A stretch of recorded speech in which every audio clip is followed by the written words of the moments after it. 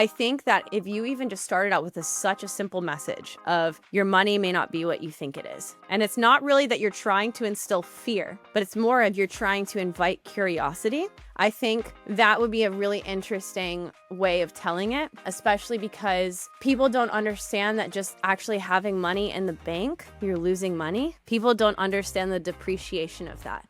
Your money may not be what you think it is. Ooh!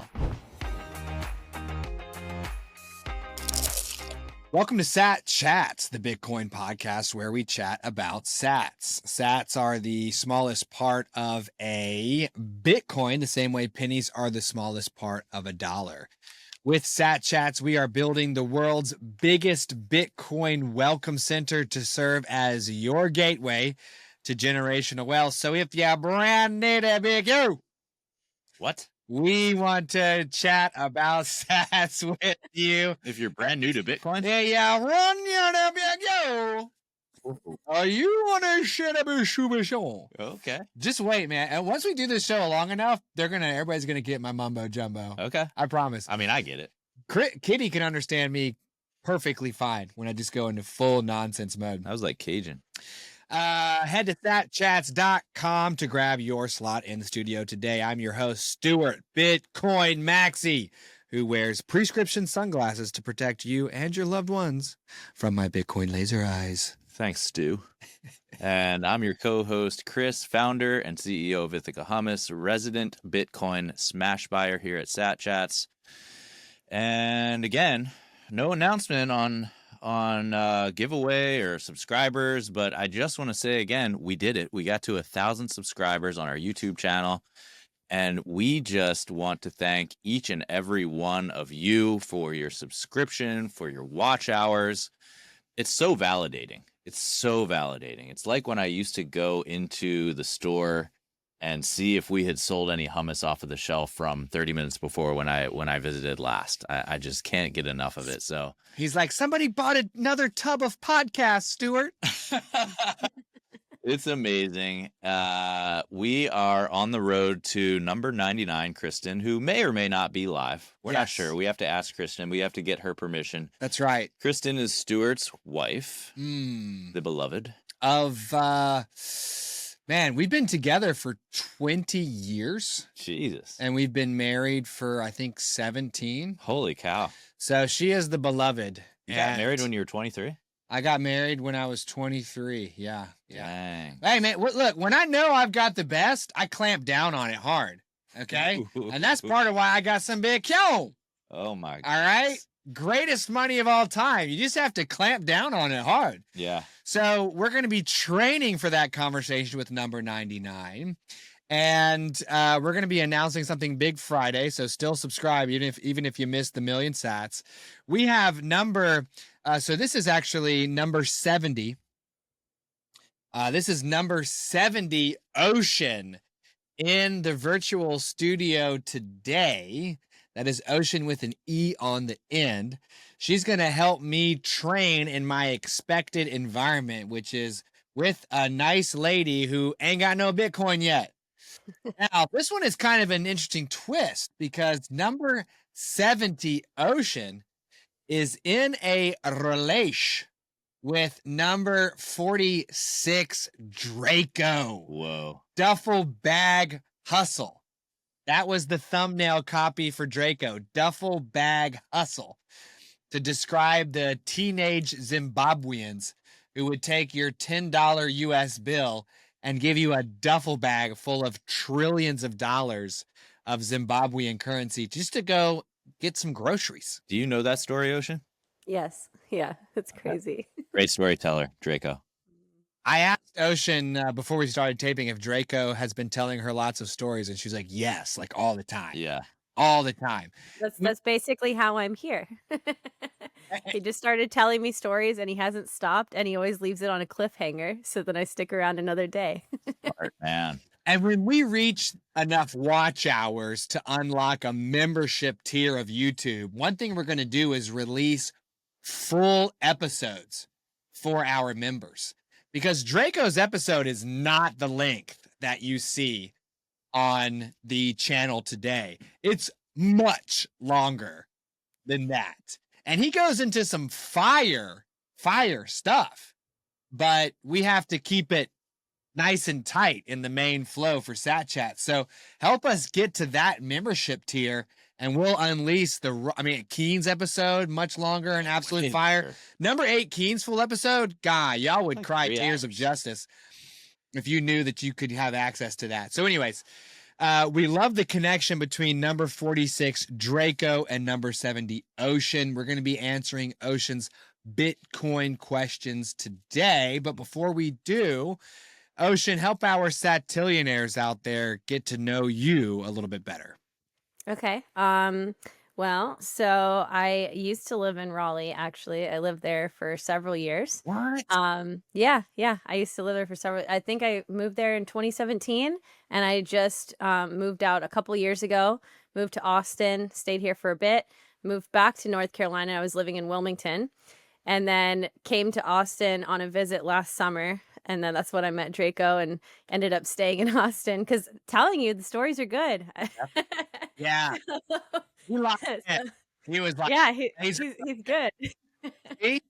We Bitcoiners have laser eyes because we have a laser focus on what's actually worth something. So Drako saw that girl Oceane come through, and he was like, pew, pew, pew, pew, pew, pew. Now, Well, you know, the first time I met him, he had laser gloves on. Did I tell you this? laser gloves. Yeah, he made his own laser gloves, and it was for a birthday party thing, and he's like doing this with his fingers, and it's like twinkling out all these lasers. He built them himself. So Wow. funny you say that. I like that. So I need my own pair of laser gloves for the live show Friday morning, 10 a.m. Let's have Drako send me a pair. And I also need my Warby Parkers to be retrofitted with like an orange glow that like makes it look like there's like orange lasers that are like being held back by my sunglasses. You know what I mean? Yep. Let me I know a guy. You know a guy? Yeah, I know a guy who could help you with that. All right. I like that. So how much do you know about Bitcoin? Pretty little. Very little, I would say. I vaguely understand blockchain. I understand the value of it, where the immutability of it, I think that's great.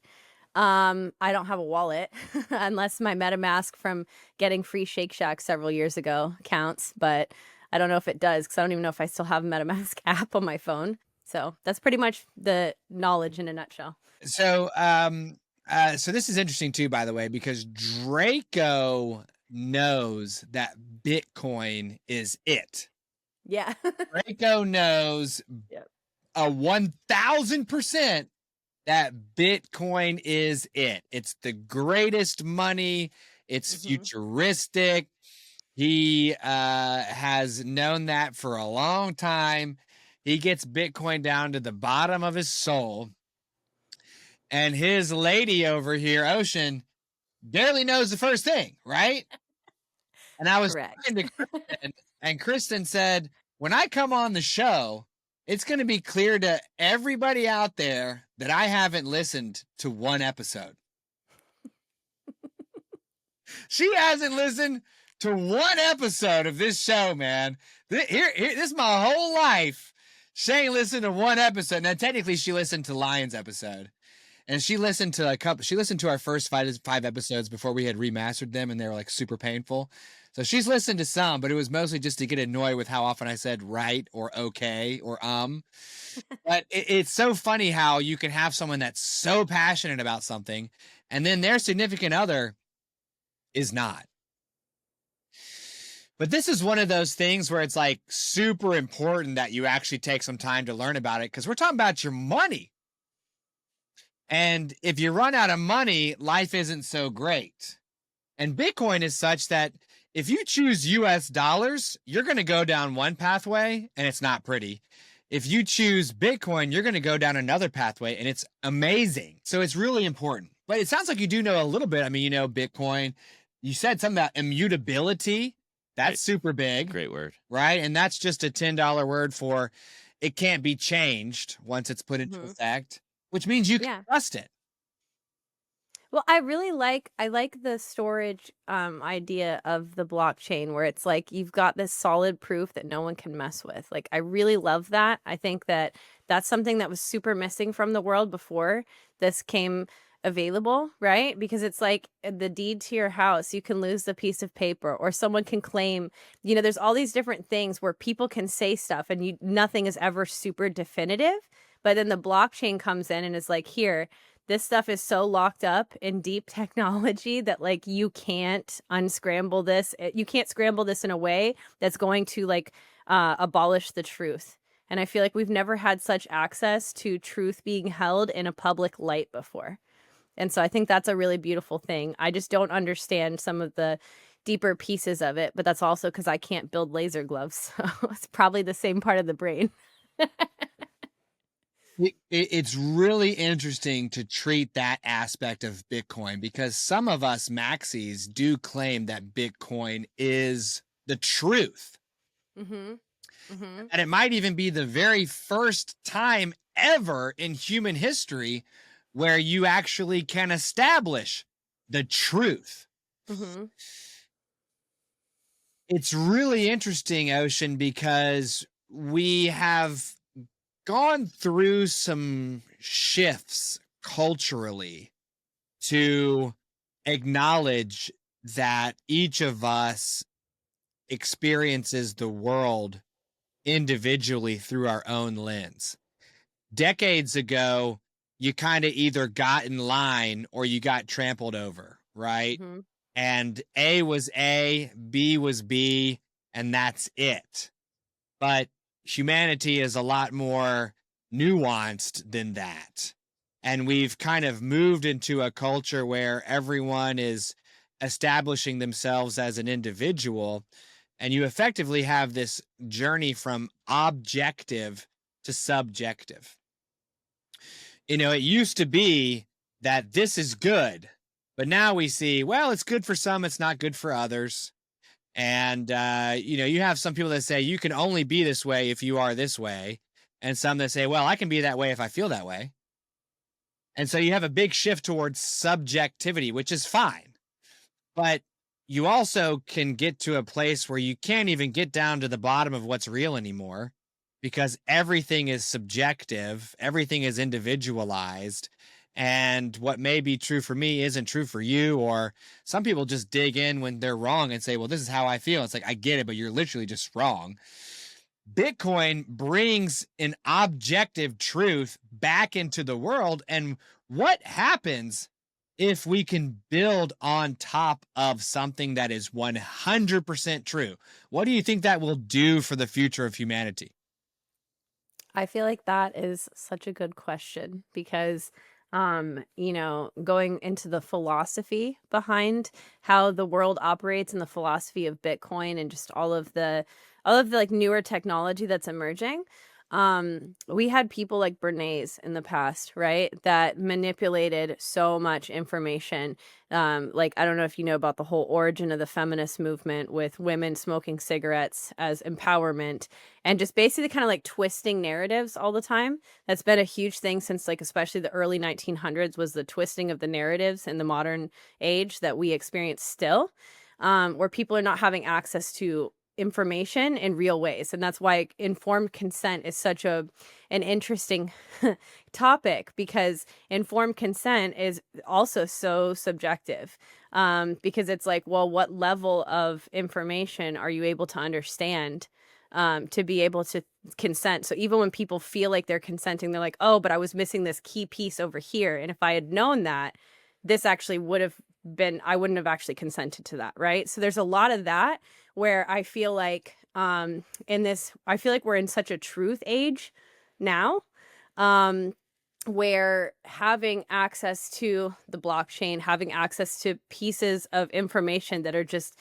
there and they're just facts, and then hopefully people can have access to being able to interpret it correctly, having the wise minds get the loudest voice in the room, which would be a really nice change. Because that's something that hasn't happened for a very long time. A lot of it's been popularity contests and different types of access based on social class and other types of things, right? If we're kind of eliminating some of those barriers, then and you're just left with objective truth, that's such a different world. Like, I don't even know that we could fully picture what that world looks like. I know that it's going to cause a massive uproar. I think Bitcoin is still very much in its infancy with the uproar that's going to actually happen, because people are just seeing like the fiat side of things, right? And oh, well, fiat's kind of this made up weird thing, and it's based on whatever legislation and blah blah blah, right? Like, there's lots of that stuff, and people are just now starting to understand that, but I don't think mainstream is even really accepting that yet at all. Like, they're really just not at the place of expanding their minds and being like, wow, the things that I thought were concrete in my life are actually not at all concrete. I just accepted them as truth, right? So and that's like foundational knowledge that kind of is the basis for how people shape their perception of the world and themselves. So to like slowly uncover that without everyone having mental breakdowns, that takes a while, right? Like, you have to be able to like slowly learn these little bits of information, just kind of like with Ithaca hummus. Like, people are not just like right off the bat, oh, I think I should eat hummus. That sounds like it's a really good thing for my health, right? It doesn't start with that. Someone doesn't just wake up and say that that's what they're going to do. They start, a lot of times it comes from a pain point of, oh, I feel like I'm unhealthy, or I feel like I'm not looking as great as I did in the past. I need to probably start doing something about this. And then eventually maybe the conclusion leads to eating healthier and hopefully getting access to the right sources of information to do that.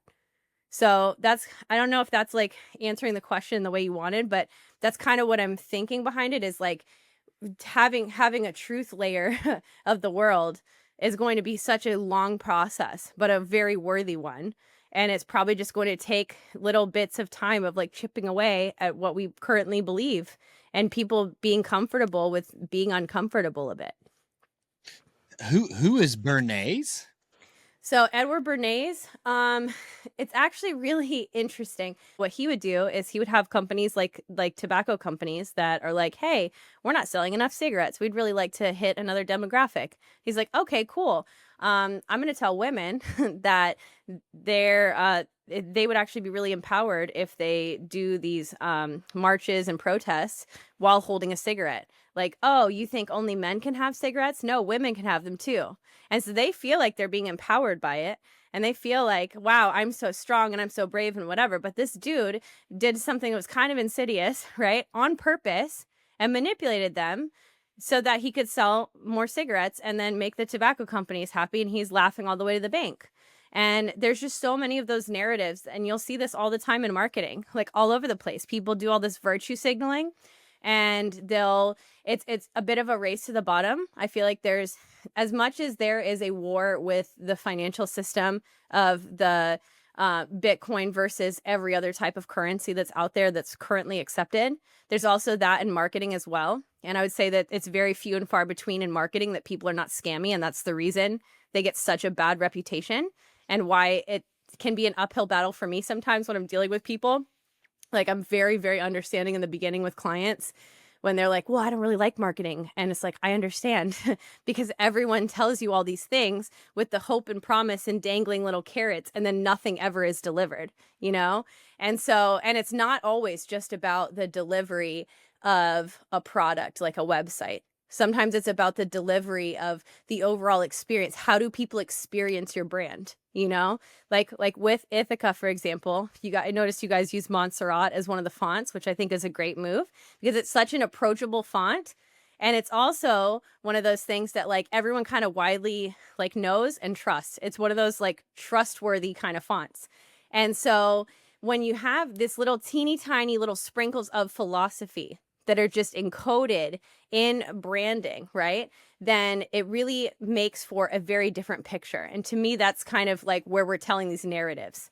So to me, all of these little pieces matter. And it's the same thing, like tying it back into this, you know, imagining a different world. It doesn't necessarily have to be that it's all heavy and deep and philosophical just because I choose to go there all the time, right? It can just be, I'm being a nice person and I'm putting good into the world, or I'm just not causing trouble, right? And obviously Bitcoin is seen as causing trouble, but that's a different story. So if you know so much about marketing and maybe even how to go behind the base layer to, what's being achieved philosophically. And you also know enough about Bitcoin to understand that it could have a huge impact on the world. Mm-hmm. But you don't have any Bitcoin yet yourself, and there's a Mm-hmm. million women who don't. And Yep. we have been pushing hard to speak to as many women as possible during this 50 episode march to my wife number 99. And only a few, or maybe even one, was basically a Bitcoiner. Amanda, I think number 58. Yeah. So what do you think Bitcoin could do from a messaging or marketing or branding or deeper philosophical kind of understanding approach to help people see what in the world is actually going on here? Yeah, great question. I will tell you, I think the biggest issue is it's a UX problem. And I don't mean that it's necessarily UX, even just in the way that we think of it, where it's like putting the shiny, nice buttons on, like even like the program that we're using right now, where it's like very easy to see the toggle buttons and they're colored differently and that sort of thing.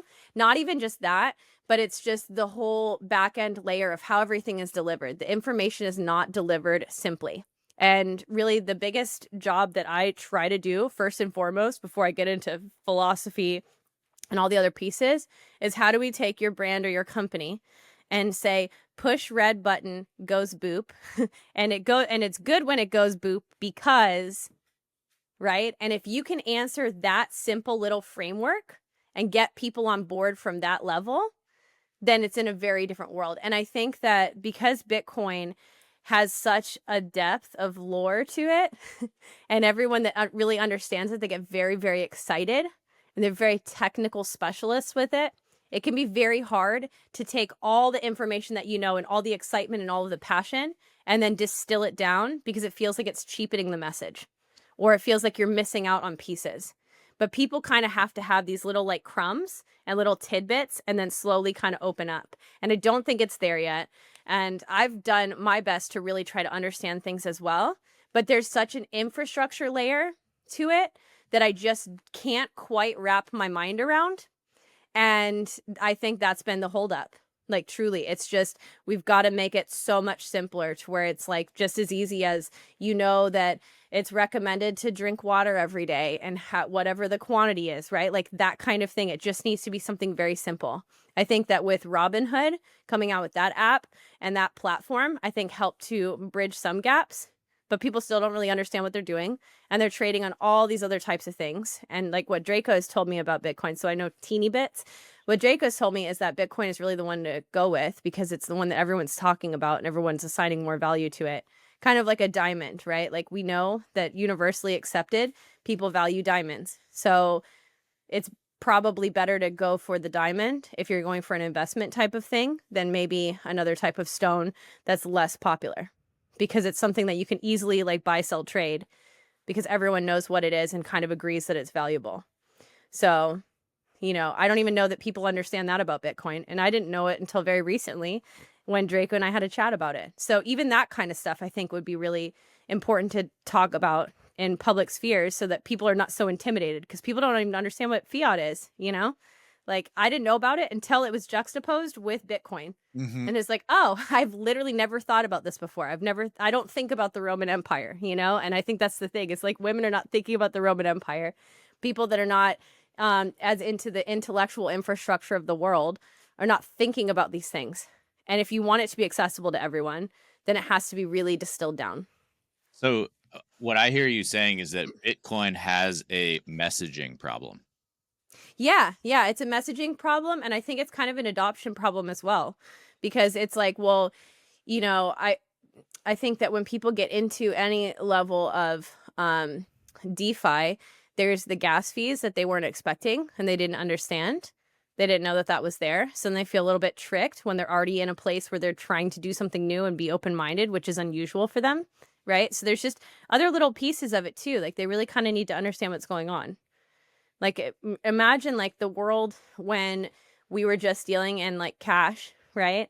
And then we went to checks and we went to debit cards. Like that was an okay jump, but it was nothing compared to the jump of what we're talking about now. That was just other modes of using your own bank account. And we're talking about something very different. So the level of, I think it's also dealing with people's levels of risk aversion. And a lot of people are by and large pretty risk averse. So we have to make it super cozy for them to be able to like understand what they're getting themselves into and why, and making that experience super easy. And people don't even like to remember their passwords, you know? Yeah. It's a lot. It's a lot to ask Yeah. people to do anything differently than what they're doing today, period. Yeah. And I think the point that you made earlier is that fear is it's a great emotion to tap into because it's so motivating Mm-hmm. when you're trying to get people to change. But as a brand, I don't like brands that make me afraid. I don't like brands that use fear to motivate me. I don't think that's an enduring place to come from Mm-hmm. as a brand. Well, it sounds like your take on Bitcoin is that we need to get to a place where we say, click orange button, wealth goes boop. Yes. But then even maybe it's not even about wealth, because maybe it's explaining and understanding like what are their needs. Because a lot of people are not really making good financial decisions as it sits currently. Like a lot of people in America, like I know there's tons of statistics we could pull up where they're living paycheck to paycheck and kind of happy about it because they're not even aware of what's to come later. You know, I worked in the Medicare field for nearly a decade. And I saw all kinds of people that were turning 65 and retiring and all different kinds of financial pictures. And a lot of them had no idea what was coming and were planning on Medicare is going to take care of all my health insurance and my Social Security is going to pay all my bills.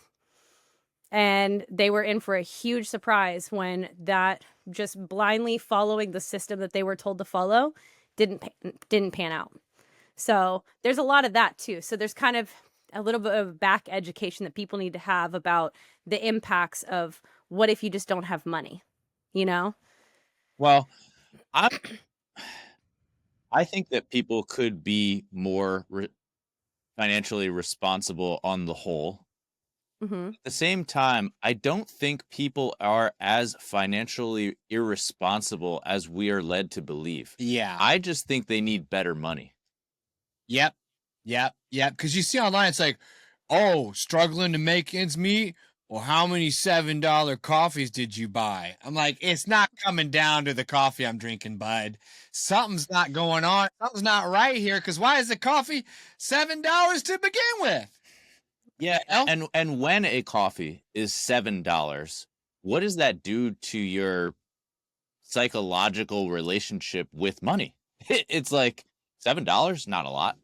Whatever. Yeah. If the coffee was $7, then and this movie is $20, Yep. and I spend $100 at the bar. Like Mhm. these all seem on par with each other. This is just the world we're living in. Yeah. Everything's more expensive. Yeah, I mean, Yeah. you used to be able to buy a candy bar for a nickel. And if you brought somebody from the candy bars and nickel era up to today, and you're like, yeah, Snickers is $5, they'd be like, oh my God. You know, they would be absolutely scandalized. So I think if I can hear your message, you're talking about, you know, not only the UX problem of Bitcoin being a little technical in terms of how you set it up, how you take care of it yourself, how you get off of exchanges like Mt. Gox that, you know, took Drako's Bitcoin down for 10 years. But also like, well, which message is most important for which person? Because some person might want, hey, wealth goes boop. Some person might want to learn that freedom goes boop. Some Mhm. person might want to learn that the world goes boop. But somebody else might also just literally not even know that the money they're using has a term called fiat, which means by decree, aka I said so, right? So Mhm. it's like there are so many of us, and I'm one of them, who works their entire life for something they never think about. Mhm. Never think about money. But here I am working for it. So I guess, you know, you talked about how Bitcoin needs a better message. And a maxi like me might be like, hey man, you can't distill Bitcoin down because you're going to cheapen the message, right? But you have to start somewhere. But Bitcoin is so big and Bitcoin can do so much. Where do you start? What do you think would be the message that resonates with the most people? I think so. It reminds me a bit of when I would talk to people about 401ks because they would think that their 401k is really powerful. And I would show people through, like, there's this one particular type of insurance product that is a bit of a tax loophole and all this kind of stuff, right? And I would show them how when you put the financials side by side, even a matching 401k is not as valuable as this other type of product because of the tax code and the way it's written. Because the company is putting in pre-tax dollars and then you're paying for the post-tax dollars when it's much larger and you're at a higher income bracket because of it, right? So it's like a big mess.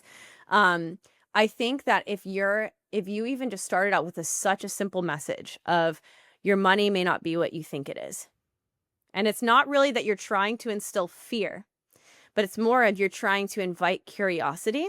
Yeah. Right? I think that would be a really interesting way of telling it, especially because people don't understand that just actually having money in the bank, you're losing money. People don't understand the depreciation of that. And I think even like I was born in 1990. I'm from the generation of CDs were still valuable, right?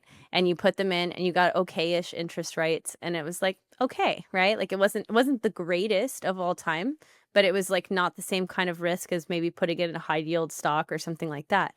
And people don't really, I think, grasp that if they have $100,000 in cash, like sitting in their bank, that's losing money every single day. And I think if they understood that Bitcoin removes a lot of that and it actually can increase, and I think that would be a really big key. Because I think that's probably the big little pin. Your money may not be what you think it is. Ooh! And by the way, for all the Satillionaires out there, CD meaning certificate of deposit, not compact disc. Yeah. Because they're different, right?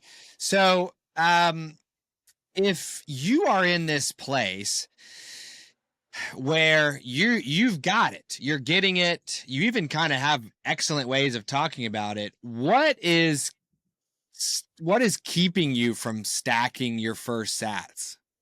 I think the big thing is just the administrative part of it, to be honest. I think I just have to take a day and sit down and just be like, I'm going to go put my stuff here and go and commit to signing everything up.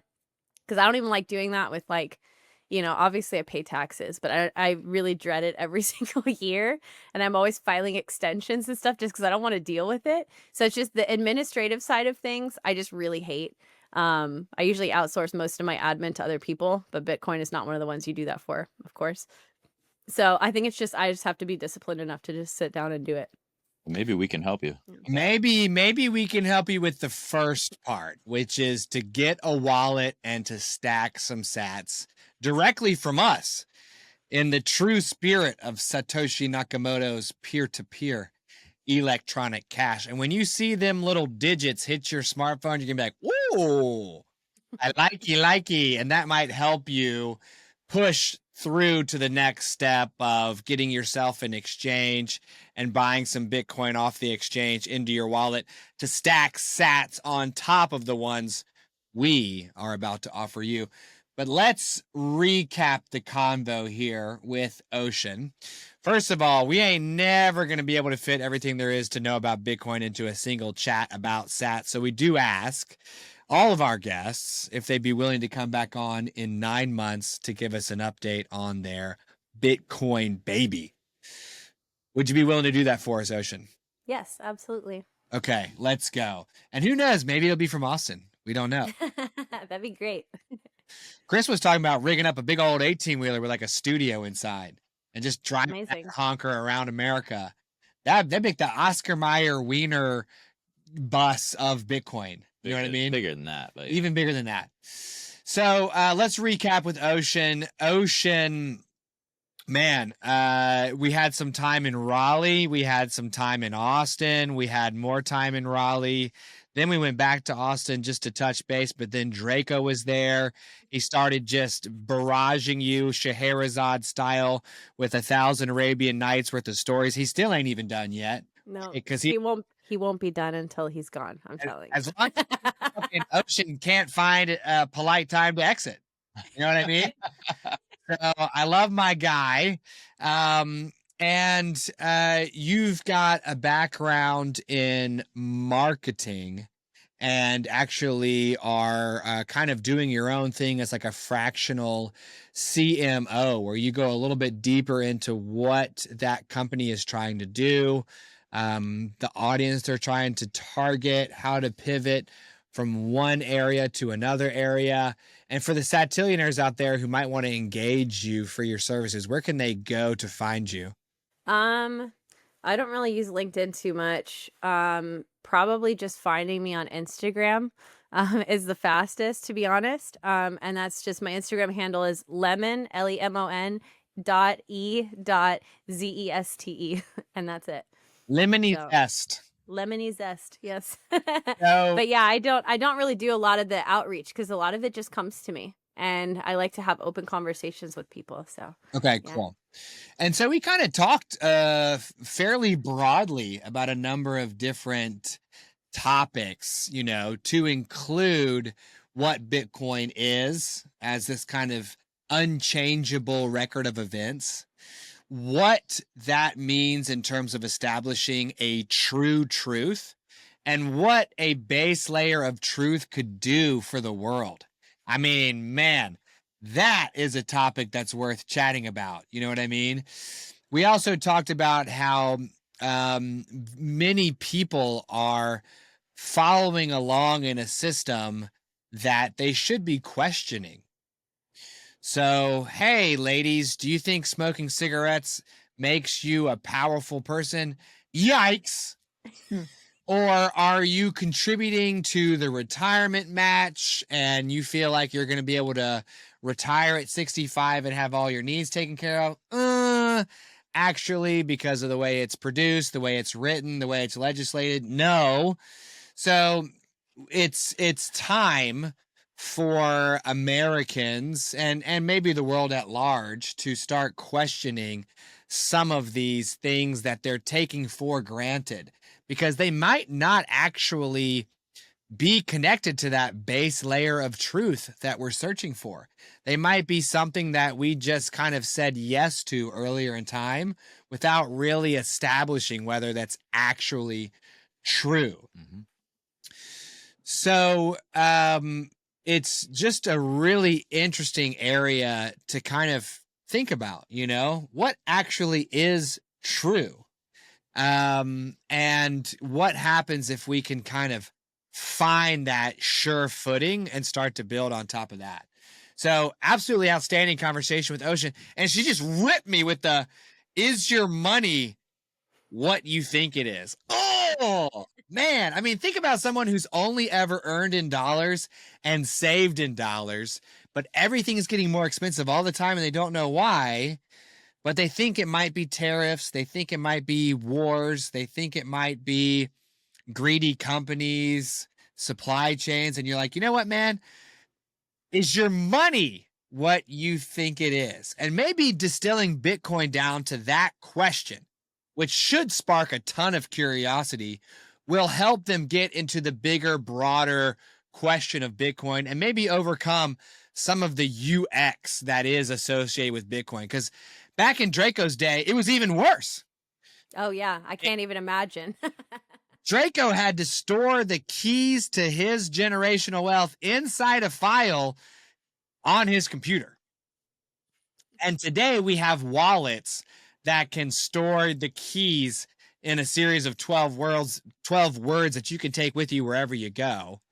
And it'll get easier and easier until finally all you got to do is click orange button, and then whatever you want to go boop goes boop, because Bitcoin does it all. So let's see if we can help Oceane stack her first sats. But before we do that, I'm going to kick it over to Chris here.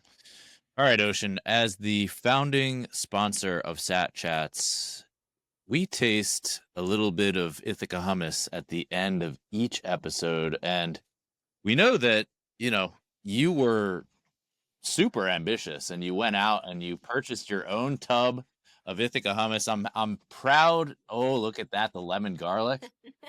I'm proud to tell you that Anna Bevan also has sent you coupons. Amazing. 3 coupons. Oh, wow. So that you can go out and enjoy some more. But you've got the lemon garlic, we've got the French onion, and we're just gonna do a little taste here. Okay. All right, so let's all crunch into the mic together. You got a nice setup over there, Ocean. Really? Yep. I got a good little setup. Okay, got it. Ready to go. Cheers. Here we go. Mm. Mm-hmm. This was a good pick. I want the French onion next, though. So, wow. Tell us how you feel chomping on that. Oh, it's great. It's great. I like that it's really smooth because a lot of the hummus brands are not smooth. They're gritty, and this one's got a nice creamy texture to it, so it's very enjoyable to eat.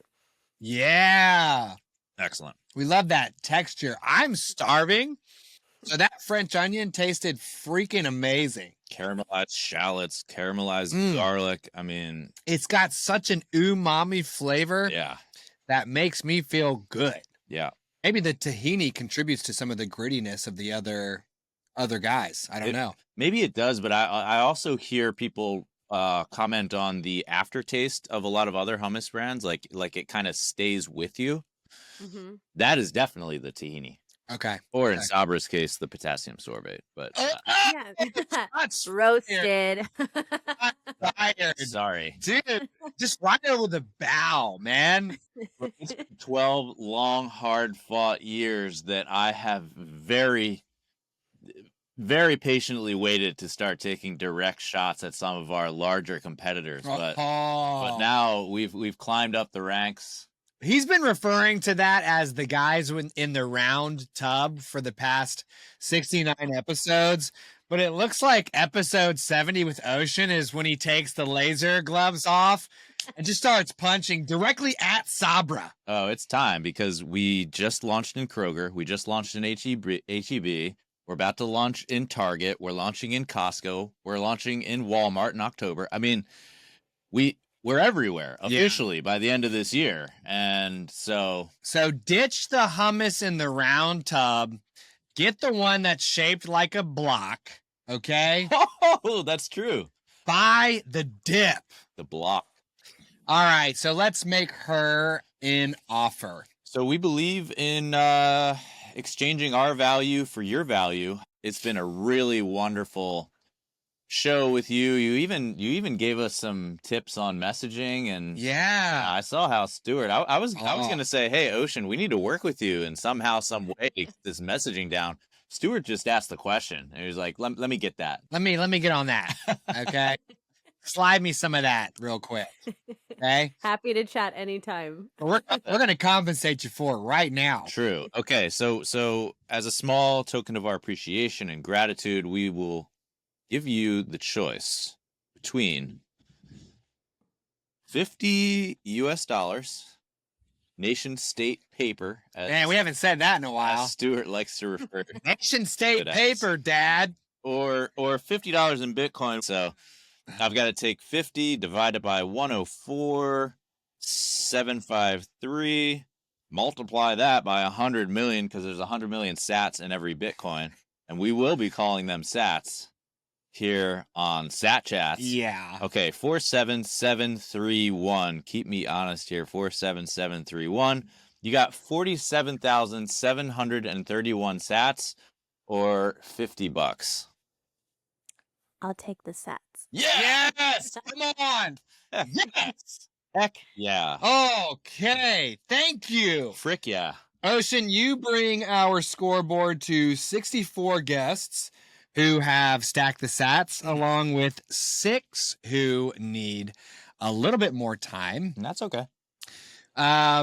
We are trying to get to 100 who choose to stack the sats before we get to 10 who pick that grubby old nation state paper. Yeah, I need to get some of that nation state paper fire back in my we've been talking to a lot of ladies, you know, so I haven't been just like pew pew in the nation state paper. Yeah. But it is nation state paper, Ocean. What do you saying? Ladies can't handle that? I think we were just What? taking a different tack. You know what I mean? Yeah. Okay. Yeah, I mean, your nation state paper ain't what you think it is. Mm-hmm. So how about that? Yeah. Can't wait to see you in 9 months. Gonna love to talk about that. This is the part of the show where we ask you, Satillionaires, for your value in exchange for ours. What do we value? YouTube subscriptions. Keep subscribing even if you missed the Million Sats giveaway. Tune in Friday, 10 a.m. Eastern to watch us pick live in a clean, public, randomized fashion the winner, but also to get the announcement of why your subscription's still going to be worth something and maybe even a lot more. Ooh.